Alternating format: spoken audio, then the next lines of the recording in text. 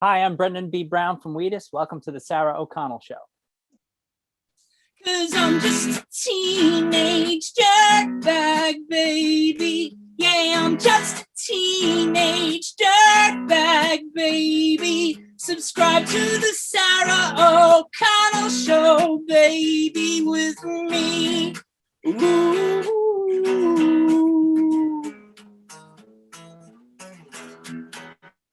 Oh yeah, dirtbag. No, she doesn't know what she's missing. Oh yeah, Sarah. I'm so glad that I found your show. Sarah O'Connell Show. Welcome to the Sarah O'Connell Show. Brendan B. Brown, welcome to the Sarah O'Connell Show. How are you today? I'm okay. I'm a little bit hungry. I'm fasting. Oh, you're fasting. Do you eat certain hours of the day? Is that how that works? No, I'm just going to try on this whole like eat every other day kind of thing. Oh, wow. Yeah. I'm not sure how long it'll last, but yeah. I do that too, but I also eat on all the other ones. Right. So yeah, I understand that. I feel like I need some sort of like metabolic like sort of shakeup for this to get out of lockdown and into sort of like, because we might be touring this summer, and my metabolism and my like lung capacity and all that stuff is like currently like sort of lockdown style, which is not going to cut it on tour, I don't think. So I just need something to like shake me up, and I'm wondering if this is it. This interview will be it. This is what's going to do it. Yeah. So before we get started, I just need to thank you. Very recently supported my Trans Allies video. So thank you so much. I loved your energy and your message that you brought to my videos. So just thank you. Oh, no worries. One day we'll sit together and look at all of my like false starts on that. Oh, you should see mine. I spent years filming the introduction. Oh, I mean, just, and then and also you're watching yourself do it the whole time, which is like, oh, I'm so sick of me. I've got that. I mean, my show is basically the worst thing possible for me because I'm in it quite a lot. It being your show and whatnot. Yeah. I didn't think that through at all. So let's go all the way back. Tell me when you first thought, I'm going to learn guitar, I'm going to become a singer. When was it, and what was that spark of inspiration for you? Really, it was Angus Young, Macy DC, and my mother showed me how to play My Girl by the Temptations on her guitar when I was about 8. Oh, wow. So I had those two reference points. Going all the way back to being maybe 2.5 years old, I am told, I don't remember this, but I used to sing along to Bobby Darin's version of Mac the Knife in a big mirror that my mother had, just sort of like doing this whole like little routine for myself, So not much has changed, really. I had similar, but for me it was Jingle Bells. Yeah. Okay. Any time of the year. I love the idea of Christmas not being in a fixed place on the calendar. Like we were talking the other day, what is the least Christmassy month to have like a Christmas celebration? And we decided it was March. So you play the guitar, but you play several other instruments too, right? On your albums, you've been credited as doing that. How many do you actually play in total? I kind of joke around on the bass. I play drums, the worst drummer of all time. Although I can, when I have an idea in my head, if I have to show our drummer how it goes, I can get it for like a moment so he can see it, and then I fall apart. And I'm terrible, worst on, I'd say, the keyboard. Although I find it's such a rabbit hole, because when our keyboard player is, when we're working out a part together, I stand in front of him and I reach over the keyboard, which must be the most irritating thing anyone has ever done. And I find other harmonies of the chord while he's playing. So he just like wants to kill me pretty much, like, but that's how I find harmonies. And I play a wicked tambourine and shit. Already? Yeah. Oh, yeah. We should team up then, because I'm pretty good at the triangle, so I can... Do you want me to show you some tambourine technique? Yeah. Okay, hang on, hang tight for a second. I'll be right. Here's the tambourine from Teenage Dirtbag. This is actually the original one from from 21 years ago or whatever. And you see that in order to get the tone of it right, we've had to sort of tape up some of the jingles so they don't all make an awful racket. And here's the shaker from the song. So, right. So if we're doing a faster song, I kind of I always stand sideways for some reason. And I don't know why. It's like sort of like a sporty stance or some such. And I'll be like, if it's really fast, I'll be like,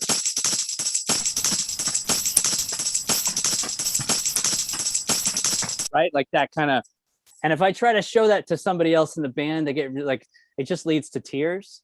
So I wind up doing the tambourines myself. And I did the shaker and tambourine on the new version of Teenage Dirtbag 2020. That's me playing shaker and tambourine. So I did,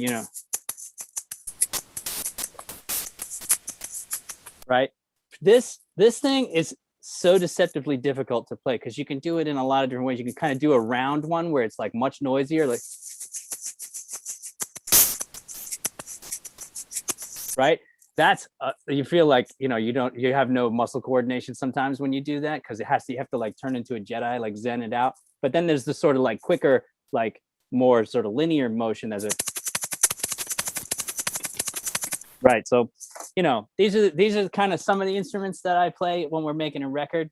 If I dare suggest that I do any of that on the road and that the backing vocalists give me their tambourine or shaker, I'll be instantly dismissed. I'm there for it. I'm now your biggest tambourine fan. Yeah, okay. There we go. So it was worth it. I think so. Yeah, me too. So can you tell me where the name Wheatus comes from? Am I right in understanding it has derived from a nickname your dad used to call you? Right, it's sort of devolution of the word little.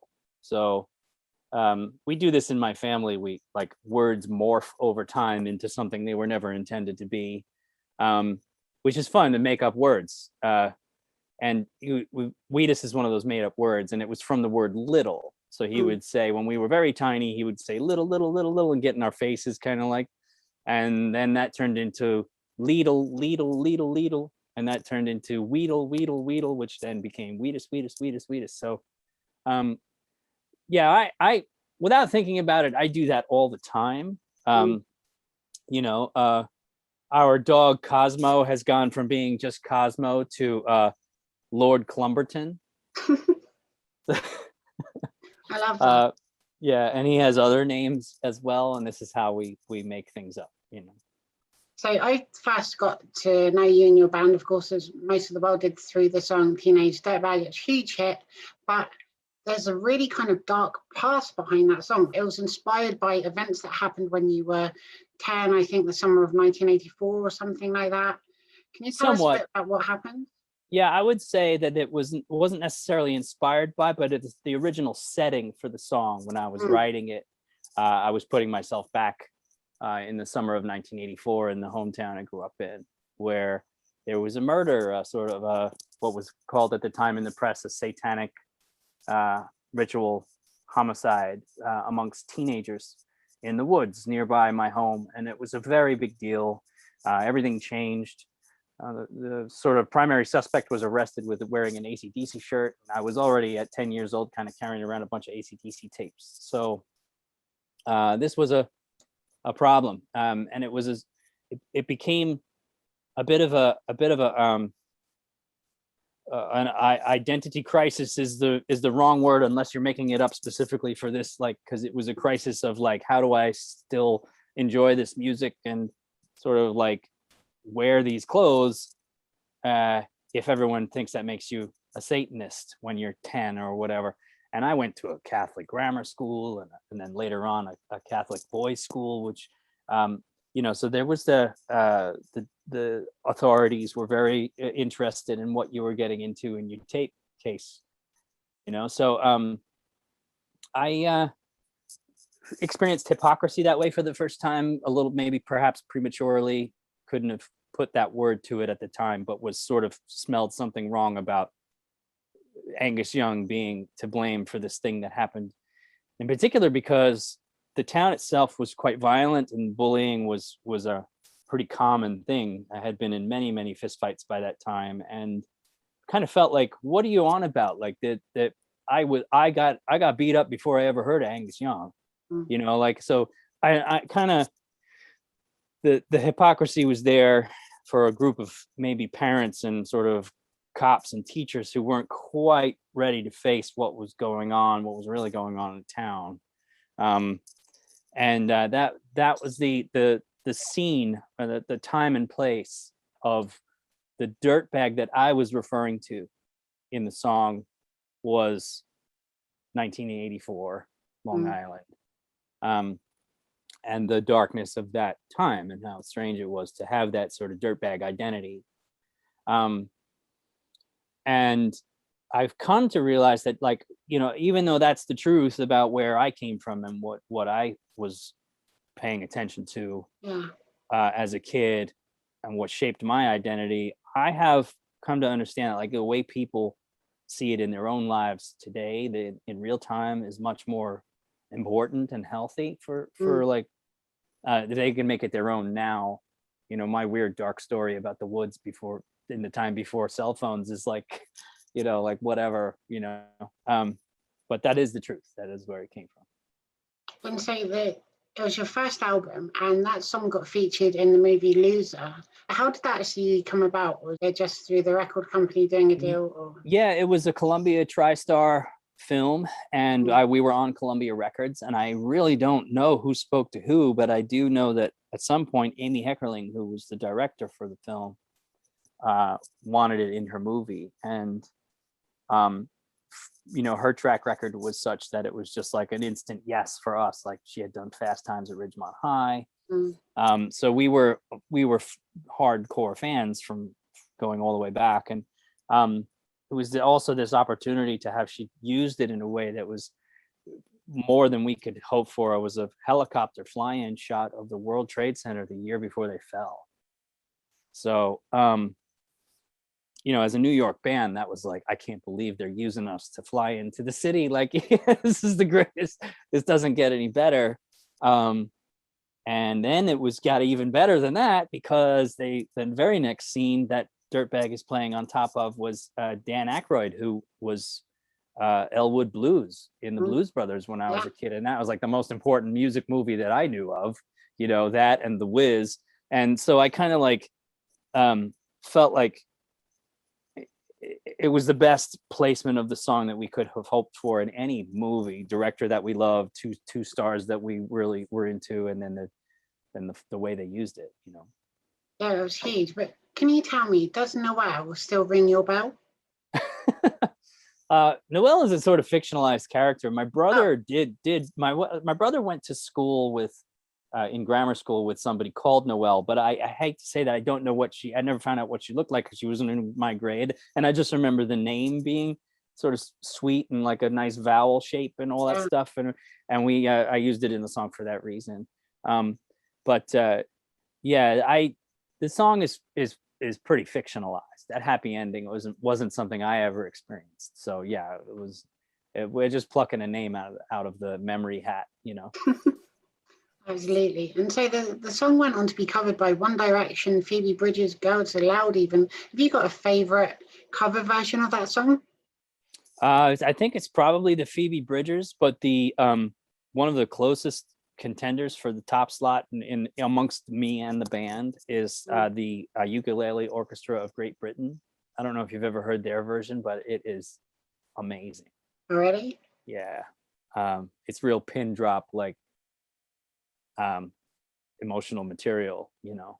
It's wonderful. But Phoebe definitely is, as the sort of first wave of that generation to cover it, she really did something special with the emotion of the song, as she does, you know. But I love the One Direction cover as well. I'd have to say it's Phoebe, followed by Ukulele Orchestra, and then like there's a tie between like Ruston Kelly, who did something that can't really be compared because he changed it a little bit, and the One Direction cover. So, you know, those guys. And so you followed that up with a cover of A Little Respect on the album. Is it true that song wasn't originally intended to be on your first album? I didn't think that we were going to be putting a cover on the first record, but our A&R guy convinced me to record it because we had been doing the song in clubs. We going all the way back to the, 97, I think we were playing that song. That was a big song when I was a kid. I was on a radio station frequently called WDRE, which was kind of weird for late 80s, early 90s New York to have even all through the 80s, that station existed, and that they were weird because they played on a mainstream drive time radio FM, big market. They were playing Brit pop, so they were playing the Stone Roses and the Cure and Depeche Mode and the Smiths and Erasure and Echo and the Bunnymen, and all of these wonderful UK acts were being played on this station, which came to find out there weren't that many of those in the country at the time. It was pretty cool that we were sitting on Long Island, and it was a Long Island station, which was another kind of weird, flip the script kind of thing. So we were exposed to that as kids, that music, Chains of Love, and the rest of the Erasure singles, and Yaz as well. Anyway, so we that was like perpetually, on the radio, that song. I just loved it. And I figured it out early on as a kid, how to translate it. It was one of the first songs I ever played on guitar that was like sort of mostly synth pop.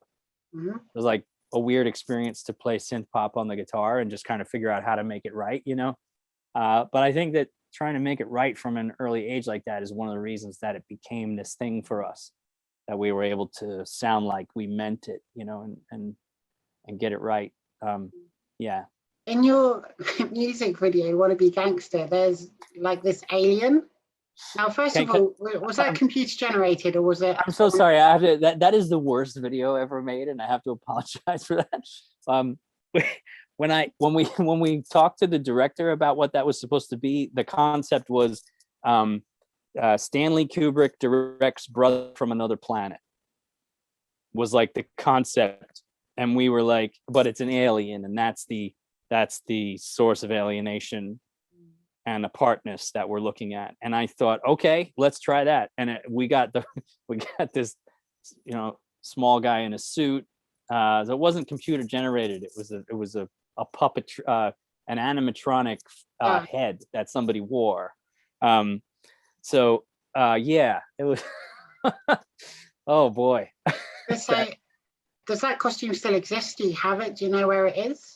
Are you talking about the white one? The alien costume. Oh, that has to exist somewhere. I believe that it was made for the shoot. I'm not sure what the status of it is, but it has to exist somewhere in some closet in Hollywood somewhere. I watched that music video back, and I was just curious, first of all, to know if it was real or computer generated, because I wasn't quite sure. Because it was kind of that time where everyone had started using CG stuff, but then there was still a lot of practical effects going on too. So you can tell me how you felt about it. If you thought it was shit or not, you can tell me. I'm trying to find out if we're going to have a sequel with the alien. I want to know what happens next. We had a merch guy called Josh who thought it was the best video ever made, and I was like, "What is wrong with you? What happened? Like, why do you think that? That's like, it can't be."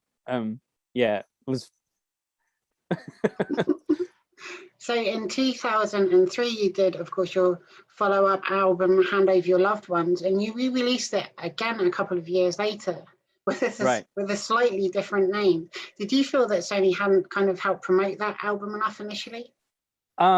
Well, they didn't promote it at all. It never came out in America. We were a band that was signed to a record label here in the States, and it never was released in our own home country. So I couldn't fault them for not getting behind it, because they didn't get it in the right way, because they just didn't do it at all, Right. So originally, that title that you're referring to, we were. This is a funny story, sort of.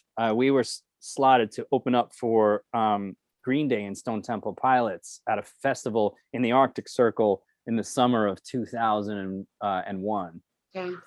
And that was the Midnight Sun, of course. It was Finland, all the way up at the top of the Arctic Circle. Anyhow, Green Day and Stone Temple Pilots dropped off the week before. They bailed. They couldn't do it. And so the promoter said, would you like to do it? Teenage Dirtbag is hitting here right now. If you'd like to take the top slot, and we were like, I don't know. Are you sure we can't fill the shoes of Green Day and Stone Temple Pilots? So he was like, no, it's fine. Trust us. We'll put you on. And what he didn't tell us was that he was putting us on the metal night.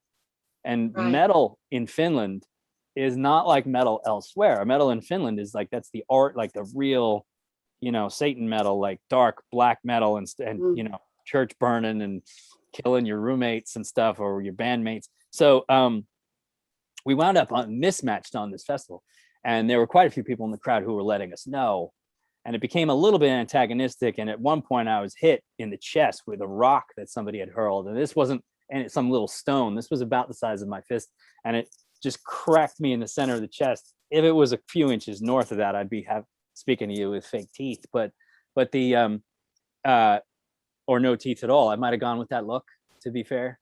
But anyway, I got pissed off and challenged the guy who did it, who I couldn't see, to a fight. Of course, this like 7-foot tall Viking shows up, and he's screaming at me in sort of his best English, I think, "You suck, phony." I just thought that was the funniest phrase. I was like, we have to make a live album called Suck Phony. I said it backstage that night. And I wanted to release that as a live album called Suck Phony. I was asking our sound guy if he recorded it anyway. So later on, we figured we'd repurpose that title because I didn't want to lose the title. So we used that title. But the original title had nothing to do with what you think it has to do with. Yeah, because I did wonder. Yeah, no, true stories only. Even though it fit for another purpose, it wasn't originally intended that way. That's amazing. Yeah. So your third album, Too Soon Monsoon, featured the song BMX Bandits. First of all, can you tell me, was that in any way inspired by the Australian film starring Nicole Kidman? And absolutely. Secondly, yeah. Yeah. Because I love that. Yeah, it's great. It's an unsung gem, really. Yeah, I have it on DVD. It's so good. Yeah. But it was in about 1987 when I watched it. I haven't checked since, but I think it's still good. Yeah. Oh, it's fantastic. It holds up. As a kid's movie, it really holds up. It has that sort of like Bloodhound Gang kind of chase, like we're going to figure this out, like detective story kind of thing. As a kid, as a BMX kid, that was like, this movie is too cool. It just felt really cool, really awkward that it was even made. It's kind of a funny film to even have made. I love it. I absolutely love it. I'm so happy to hear that. And also, I really love the music video. It's animation, and it was just really creative, and it still holds up now, I think. Yeah, the guy who did that worked really hard because that was the early days of After Effects. So we're talking like 2006-ish. So yeah, it was. It came out really good. I'm proud of that video. I'm proud of that song. That was a good one. You followed up with Pop Songs and Death Volumes 1 and 2. Can you tell me what your favourite songs to perform from those two EPs and eventual album are? Right. So that begins the era of us trying to play things we almost couldn't play. Right. Pushing ourselves in directions that were sort of outlandish and sort of a little bit extravagant at times, but like trying to be a little bit progressive and stuff. And when we get it right, the title track from Listening to Lightning is really something else. And that came from people. I had gotten a lot of requests around that time, and I'm not quite sure why. I was like, are you ever going to do a sequel to Teenage Dirtbag? And I just felt like they want to hear more of that than they're going to hear about like the real Northport, the real story, the bonfires in the woods and the terror and the sort of darkness of it all, So that's what From Listening to Lightning is about. The title itself is sort of like a nod on the lightning bolt that AC/DC use, and the fact that only a superstitious or silly person or ignorant person would think that you can listen to lightning, because lightning makes a visual display and not it's the thunder that comes after that. So I wanted to make that sort of like, you morons think that the devil caused all of this, you don't even know what you're talking about kind of thing. And so when we get that song right on stage, and it takes a few months of rehearsing that track to make sure that we know what we're doing, what comes next in that one. That one is a favorite. you followed that up with the Valentine LP, and one of the songs, Only You collaborated with the bassist and the drummer from One Direction. Was that based on the earlier cover version that they did of Teenage Dirtbag that you got to know? We when you know, in 2013, when my phone blew up about these boys doing Teenage Dirtbag at Madison Square Garden, I reached out, and we Josh and I, the drummer, and Sandy, we hooked up and wound up making some records together. Actually, we have quite a few songs that have not been released together that we're already. And oddly enough, the next single pair that we're releasing from our 2020 reissue is one of the lost songs. Is called Temporary Song. Josh and Sandy play on that one. So it's the B-side, or I should say the antimatter side of that single that's coming out very soon. So yeah, I love playing with Josh and Sandy. Josh was here at the studio a year ago, when the COVID thing was just starting to happen, and we did our first few trips to the grocery together with gloves on and masks, and we did we were living it together in real time, discovering that we had to, you know, be cautious and do all this stuff. So yeah, I love Josh Devine and Sandy as well. They're wonderful people, and I'd be in a band with them any day. And boy, they can play. Oh my God. Yeah. Oh my God. Yeah. So you have an incredible vocal range, you really do. And I was wondering, can you tell me if you do any warm-up exercises before you perform? Do you have any special drinks? Do you have any rituals? Talk us through it. Just lots and lots of water. I make sure the most important thing is that when you've eaten recently is not too close to when you go on stage. It's not unlike swimming that way. But my girlfriend Gabrielle, who's in the band, and she's a singer-songwriter in her own world as well. She's a sort of like vocal coach. She knows enough about it to do that, and she has helped me warm up for the past 10 years on the road. So it's been a benefit to have her. But I always did warm up for a long period of time. Yeah. I was watching a masterclass with Christina Aguilera, and she said that she avoids cold water before performing because it closes your vocal cords, but then she'll drink it afterwards. That's true. That's a good way to keep the swelling down afterwards, and to make sure that you're open beforehand. Yeah, I don't like tea for some reason. I feel like tea makes me feel a little gravelly. Yeah. And I would prefer just hot water. Works really well sometimes, or even coffee. I can drink, but after I've guzzled tons and tons of water, because getting on stage, you have to be utterly hydrated. Yeah. Just to do it, So yeah, it's not unlike sport prep. It's a little bit like that. Can you tell us a bit about your writing process? Do you carry a notepad around? Do you sit down and go, right, I'm writing a song today, or do you wait for the universe to inspire you somewhat? How do you go about it? They pop into my head sometimes. It's not unheard of to dream an entire song. There's a song called "Fisherman with a Clock." Yes. That is a dream I had front to back. Woke up and wrote it down. Wow. Yeah. Another one. Oh boy, what else worked out? Like, there's a couple that worked out as dreams, or that I heard the riff in my head as a dream and woke up and sang it into the phone, kind of thing. There are times when I feel, just like as in the case of Teenage Dirtbag, where it's like, okay, this is a title, an identity. I would very much like to unravel or create a narrative that leads to this identity, or this character, or this character's dilemma, perhaps. So like that happens from time to time. From Listening to Lightning was like that. I had this phrase, from listening to lightning. I wanted to know how to go from that to something else, and then back to it, and create this, what happened before, what happened after, kind of thing. So yeah, titles of songs as a centerpiece, and then filling in the blanks. Right. And now you've obviously filmed loads of music videos over the years. Have you got one that's your favorite that you recommend everyone goes and checks out? Videos, I can't say that I'm fond of the video making process, because there's something I don't get about it. I'm not very good at it. I've only ever made one video myself, which is the video for a song called Real Girl, that I shot on a handy cam. Yeah. So I don't really know the answer to that question. I think the best video that we have is definitely the video for A Little Respect. Yep. That was sort of the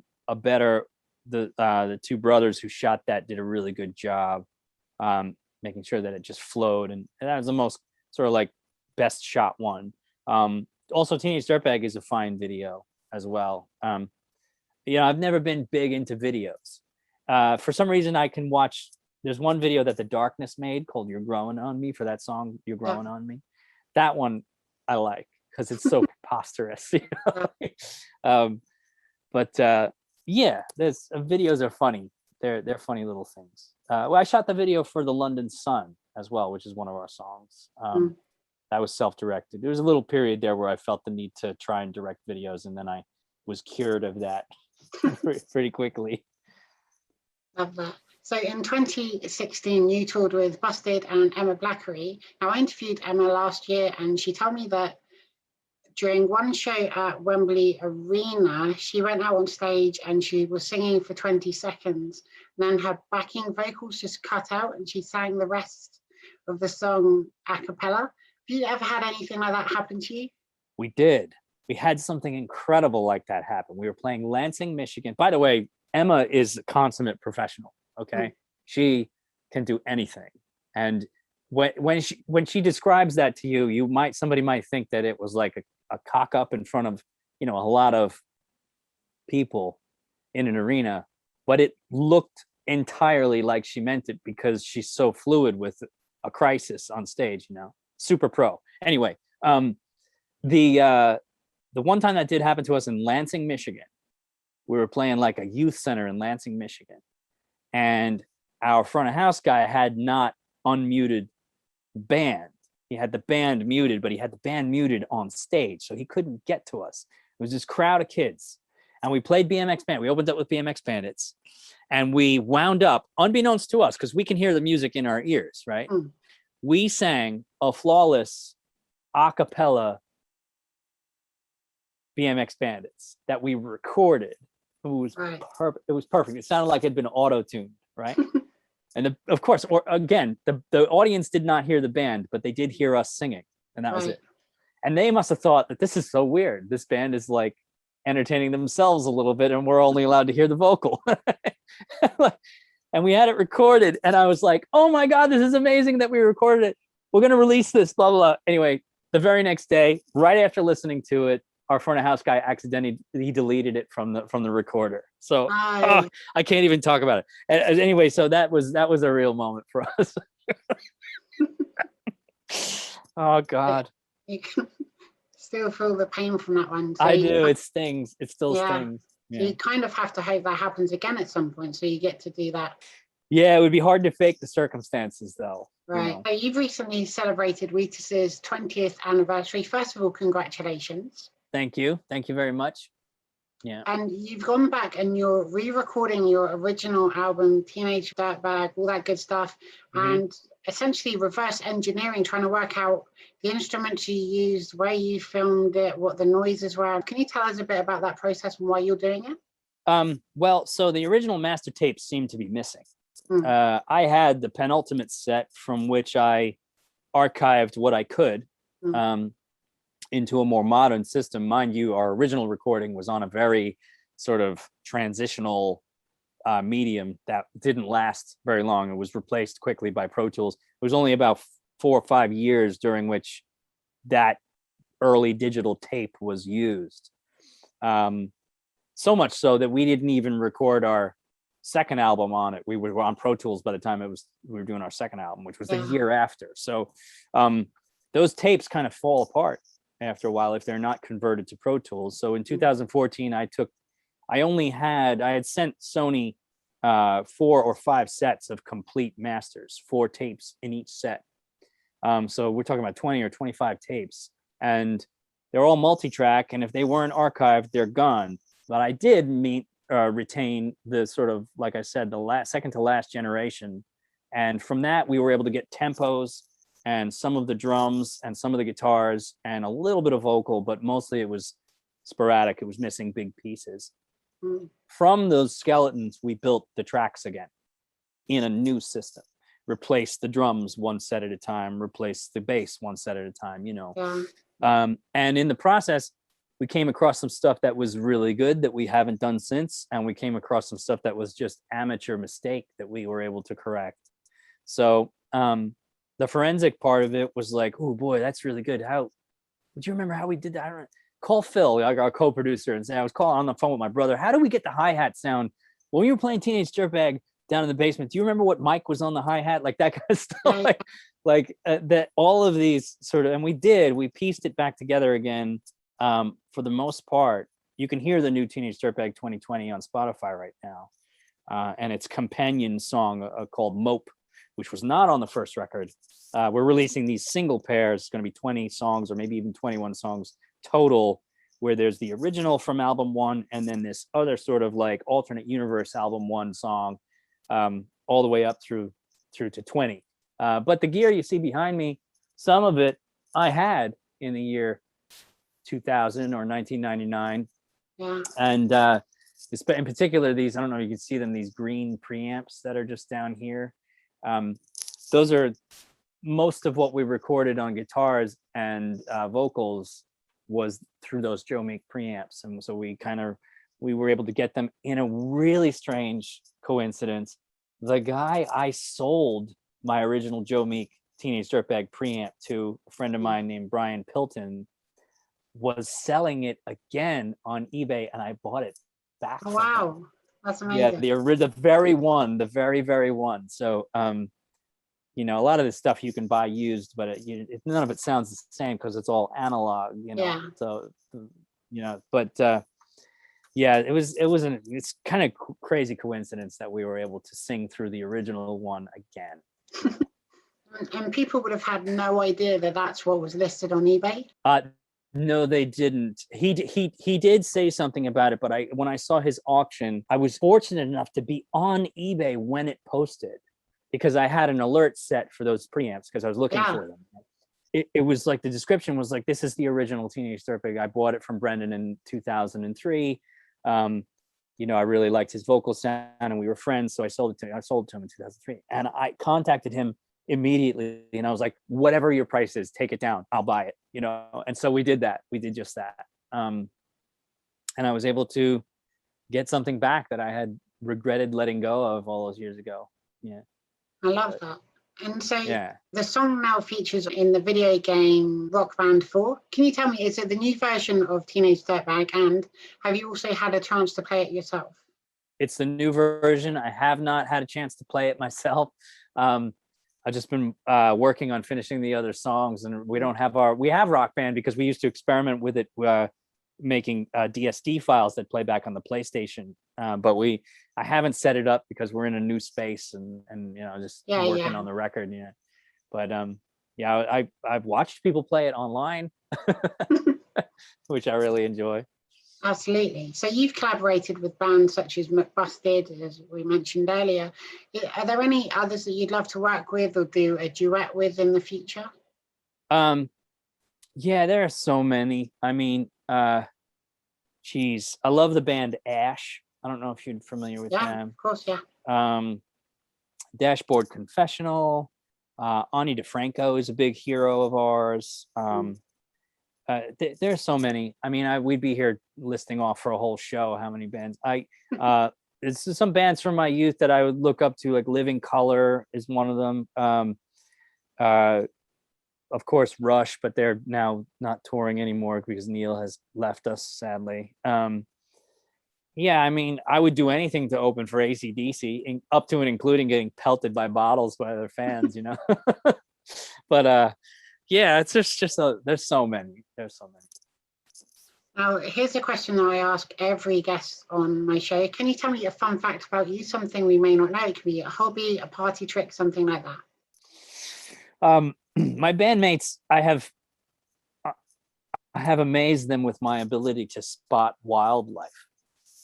I have terrible eyes, but for whatever reason, I can spot a stick bug from like 100 yards away. I can spot insects and frogs and turtles and birds of prey from enormous distances, and I don't know why. I think it's probably because on car trips with my parents as a kid, or even in the woods looking for creepy crawlers. I just spent so much time looking for the shapes in the wilderness. So yeah, if there's a strange bug in a bush somewhere, I can see it. And my bandmates have kind of at the time been like, "What, are you crazy? No, you put that there. You knew it was there." And it's like an argument ensues. That's real. That's real news. I love that. I always love what people tell me. So it's always something unexpected. That's amazing. Thank you. Yeah, sure. I have a very important question, by the way. Okay. So fans can now support your Patreon for $5 a month. Can you tell us what they get if they support you? So it's a real look under the hood. Basically, it's like a family hang. Everybody's in the chat. It's a Zoom chat, and as everybody who wants to be is in it. We give people a forum to talk to us and ask questions. We do things where they give us challenges, like, okay, play Teenage Dirtbag in the style of Willie Nelson, and I'll have to do that, and then we do like game shows. We do terrible, because one of our bandmates is an English girl from Gloucester, Joey Slater, and she is a big, as you would be if you had any brains at all, a big UK game show fan. Right now, as we know, Americans are not really good at UK game shows. Okay, but they are the best game shows, so we do try to create them on the Zoom chat. Yeah, and Joey is typically the MC in those circumstances, but we make fools of ourselves. Also, we do live performances, live concerts, the fly on the wall rehearsal stuff, and most of it is broadcast simultaneously. You can stream it on YouTube while we're doing it. So yeah, and we'll do this when we can gather again. We'll get back into this, but quite a few times before the epidemic, we were able to do concerts that are all request. They're just basic rehearsal concerts and just like tell us what to play kind of thing. It's been really fun. It's been a family hang. Yeah. And so I highly recommend that everybody checks that out. And I've seen some of your cover versions for things like Hanson's Mbop and Friday I'm in Love by The Cure and stuff like that. That's another, we do the challenge of like learn it and play it in a day. Oh, wow. Yeah. So yeah, everybody straight after this video, go over, support Wheatus's Patreon, see loads of amazing content. Highly recommend it. Yeah, Wheatus.com, actually patreon.com/Wheatus. And I'm also on Twitter personally, which is where we met. I'm so glad. And Facebook is around. That's for like band announcements and things. And we're on Instagram as well, Wheatus Official, and Cameo and Memo. I do cameos and memos as well. So anything you like, come bug us. And so can you tell me what you're working on next? Is there new music? Are you planning a tour? What can we expect from Wheatus in 2021? This space that I'm in right now is the place where I'm mixing the album, the 20-song version of our first record, getting sort of there. And it's a lot of work to do, but this is where I'm going to live for the next couple of months. So whether or not I like it, I'm doing it. No, but the feeling of the feeling of doing an old record is kind of weird, because when you do a new record, you're kind of pushed on by like you're discovering something. It's all fresh. This is different. This is like recreating something, so it's a little bit more sort of like nervous, because you don't want to discredit the original recording, and so you gotta make it worthwhile. Yeah. So it's kind of like Groundhog Day in that you're repeating what you did, but you're doing the best version of it. Trying to have his best day. Yeah. Exactly. And getting it wrong a few times in a row first. So that's fine. Finally, have you got any messages for people watching the Sarah O'Connell Show and your fans around the world? Just tune into Sarah O'Connell, who we love. She's a family friend of ours, and you have a safe space here, and we love you too. Brendan B. Brown, thank you so much for your time. I love you. I love your music, and I've really enjoyed chatting to you about all the amazing stuff you've been working on. So thank you for coming on my show today. Super fun. Thank you for having me. And thank you to everybody watching at home. Be sure to share, subscribe, give this video a big thumbs up, and leave lots of lovely comments. And I'll see you all again soon for another episode of the Sarah O'Connell Show. Bye. Bye. 'Cause I'm just a teenage dirtbag, baby. Yeah, I'm just a teenage dirtbag, baby. Subscribe to the Sarah O'Connell Show, baby, with me. Ooh.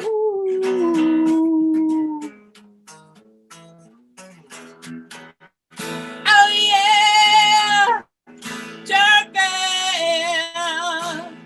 No, she doesn't know what she's missing. Oh yeah, Sarah.